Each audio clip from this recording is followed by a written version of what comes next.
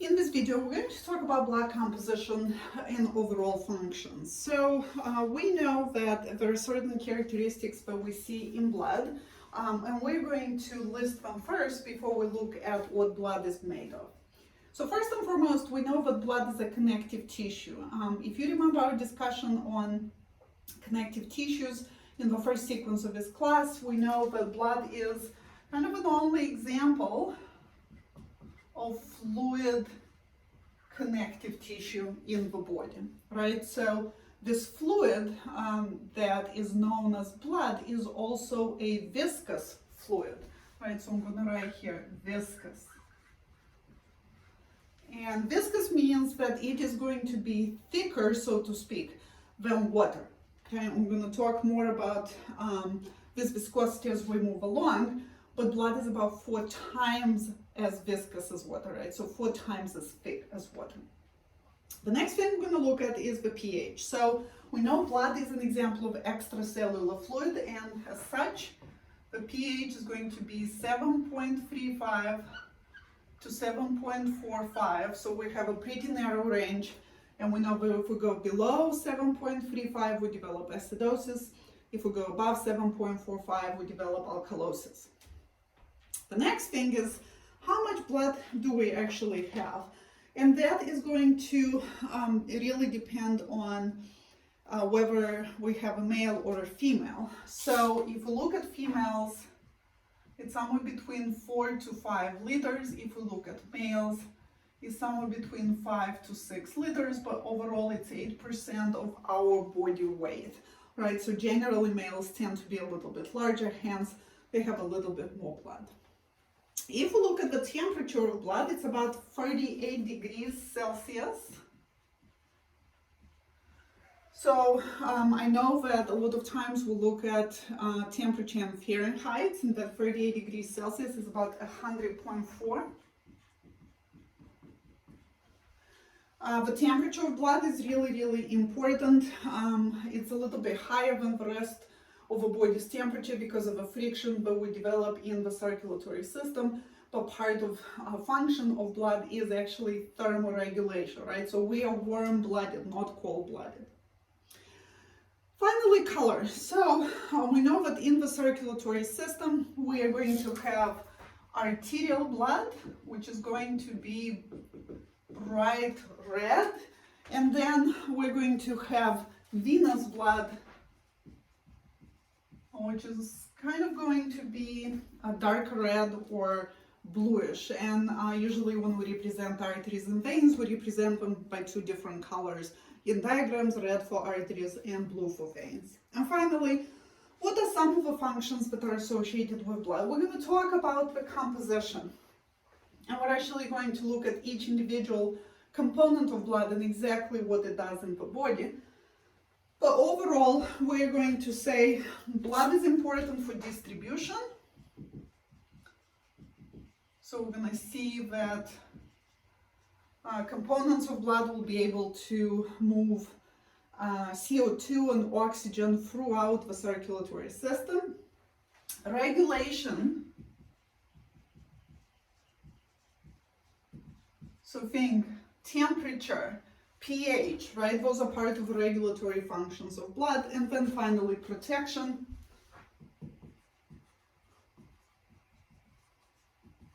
So we have platelets that will be involved in clotting, so we can prevent blood loss. We also have antibodies that protect us against different infections. All right, so we're going to look at 2 big parts of blood. The liquid part, which we're going to call plasma, so we're going to put liquid. And this liquid part of blood, on average, is about 55%. In this fluid part, what we have are foreign elements of blood. And you're noticing that we're not calling them cells because between erythrocytes, leukocytes, and thrombocytes, not all of them are actually true cells. So many of you know these cells through different names. So erythrocytes are also known as red blood cells, leukocytes are also known as white blood cells, and thrombocytes are also known as platelets. And obvious free formed elements of blood, about 99% is formed by erythrocytes, with the other 1% formed by leukocytes and thrombocytes. So let's look at some numbers. If plasma makes on average about 55%, then formed elements of blood are going to make 45%. Please understand that those numbers are averages, as the amount of plasma can vary, right? So we have a range, and it can go from 46 to 63, again, depending on different factors. And the formed elements of blood can vary between 47, somewhere around that number. Actually, sorry, 54, no, 47. So again, depending on multiple factors. Overall, if we're talking about these formed elements of blood, in this video, we're just gonna discuss their overall function. So erythrocytes are important for carrying oxygen and carbon dioxide, so O2 and CO2. They determine viscosity, right? So we said that blood is viscous. This viscosity is determined by the number of red blood cells, and they determine an important number which is known as the hematocrit. So if we were to take blood and put it into a centrifuge, and then whatever deposits at the bottom, those would be the formed elements of blood. Again, because leukocytes and thrombocytes only form about 1%, this hematocrit is determined by red blood cells. And hematocrit, the mean values between males and females are going to vary. So again, it's somewhere on average around 45, but then in males can be 47, and in females can be 41. Okay? What about leukocytes? So leukocytes are used for protection. I'm going to talk more about formed elements of blood in a separate video, so we're going to come back to these functions. And then finally, thrombocytes are used for hemostasis. So we're going to talk about how we store blood by forming a platelet plug and by getting involved in clotting.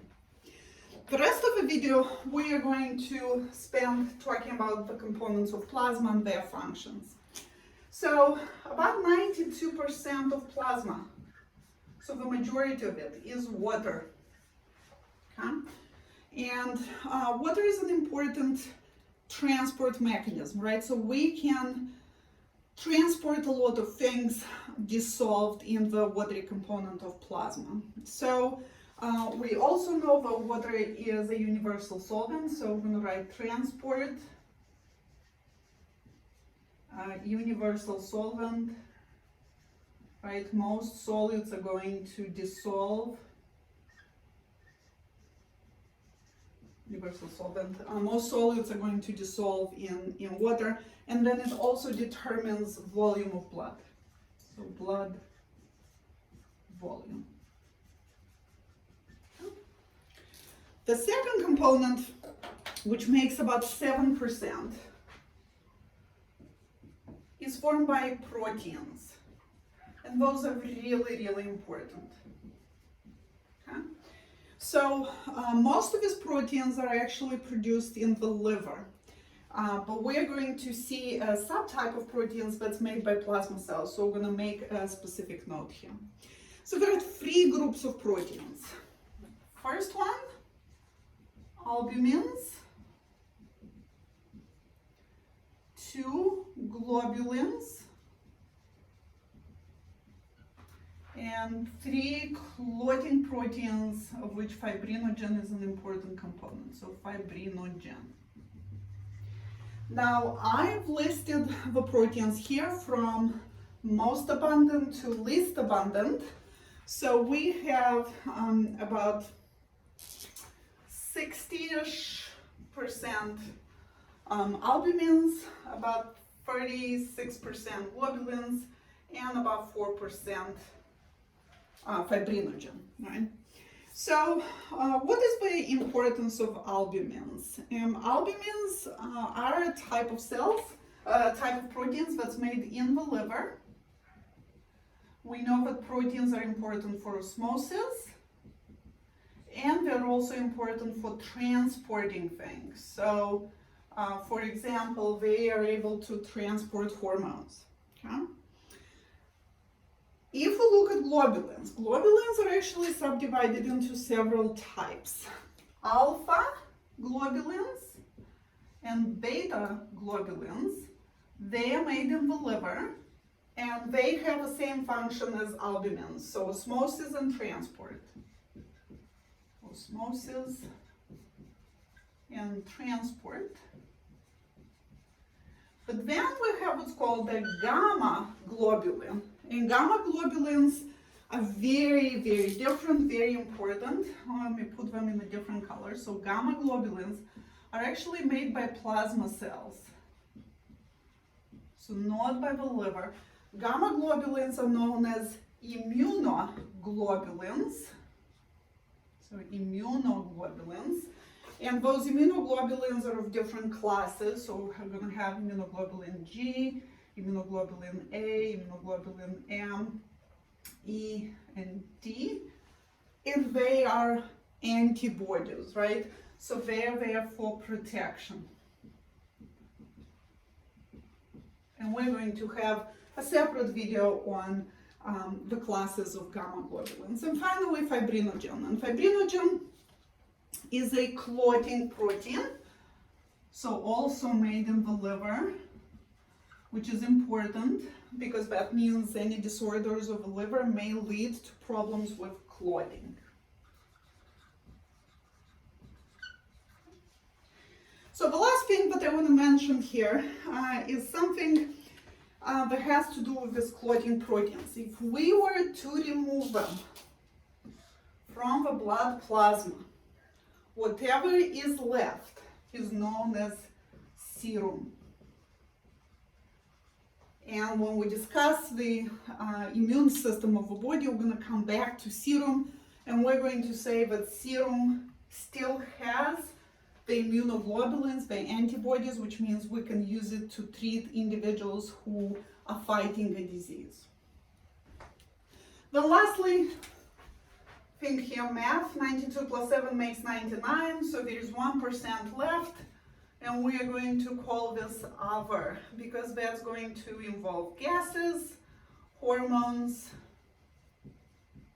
wastes,